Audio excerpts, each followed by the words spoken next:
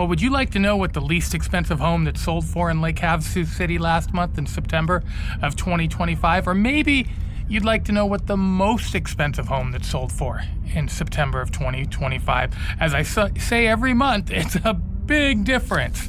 Really big last month, actually. Or maybe you'd just like to know what the median priced home that sold for in September 2025, the one right in the middle. Well, if you stick with me to the end of this market update, I'll show you all three homes, and in the meantime, I'm going to give you the full market update of the Lake Havasu market and tell you right where we're at. Well, this is Bobby Lewis with the Lewis team at RE/MAX by the lake. Myself and my wife, Julie, we've been top producers here in Lake Havasu City for over 20 years. We've sold well over 1,000 homes, and we sell many homes every month. So we know the market, and I'm going to try to give you a full, honest appraisal of where we're at today as of October 2025, looking at the September 2025 numbers. Well, let's cut right to the chase. In September of 2025, last month, 92 single-family homes sold here in Lake Havasu City. In addition to those 92, there were 11 condo townhomes and 7 manufactured, so actually more than 92. Of the 92, 5 were over $1 million, and of those 5, well, one of those 5 was actually over $3 million, and I'm going to show you that one at the end of this video if you stick with me. Average sales price last month in Lake Havasu City was $530,126. That's down quite a bit from $600,686 in September of last year. That's a full 11.75% drop on the average. The median, which is the middle number, not quite as drastic, was $457,500, and last year was $473,700 in September. That's a 3.5% drop. And Julie and I in the office have been trying to determine exactly how far the Lake Havasu City market has really dropped since the peak after COVID.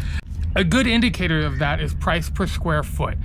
The highest I've seen calculating my numbers has been about $349 to $350 a square foot average. I pull these numbers every month, been doing it for over 20 years. And in September, we were at $320 a square foot. So that's between 8 and 9% drop on the price per square foot. And then when you looked at the numbers month over month, we were 11.75%. And Julie and I talk about it a lot. Sometimes we'll see a house that might have gone for $550,000, say a pool home, decent sized garage, maybe built after 2000, it would have sold for $550 towards maybe 22-ish after COVID, and when we were still at those high water marks. You might get that house now for close to $450,000. So that's almost 18%, but that's more of a speculative number of us being experienced and seeing what's going on in the market. But the numbers do indicate we're probably down anywhere from about 8 to 15%, and it's getting interesting because I don't know how much more it's going to drop. We are picking up pendings. There's 124 pendings. Interest rates have dropped a little bit, and all the indications are that we're going to see them come down a bit more. Days on the market's pretty much relatively unchanged over last year. It was 67 last year. In September, it was 69 this year. That's almost equivalent. Let's say month over month, too, we'll go on the average sales price that I was talking about earlier. We actually were up 0.4% over August, because I told you earlier in the video, 530,126 was the average. It was 527,058 in August. It's so minuscule that it's almost even. The median was down 2.7% month over month. It was 470 in August 2025 and 457 this last month in September. Well, that's pretty much the full market update. Now we'll go over what you were all waiting for, and that is the 3 homes that were least expensive, most expensive, and the medium. First off, the least expensive, and there were actually 5 homes that sold at $300,000 or less. So this was the least expensive of those 5 and of the total 92. 1789 Palo Verde Boulevard A 3-bedroom, 2-bath, 2-car garage, 1,743 square feet, built in 1974. And it had side parking. Now, Palo Verde is a little busier street, but it closed for $275,000. A 322, 1,700 square feet. The median priced home that sold, and I had to average between two because the median actually fell between two homes, and I picked 3570 El Dorado Avenue. It sold for $460,000, a 3-bedroom, 2-bath, 3-car garage with boat deep, actually I think it's almost 1,200 square foot garage if I read it right, tile roof, and built in 2005 for $460,000 on El Dorado. That's telling you what you can get for your money now.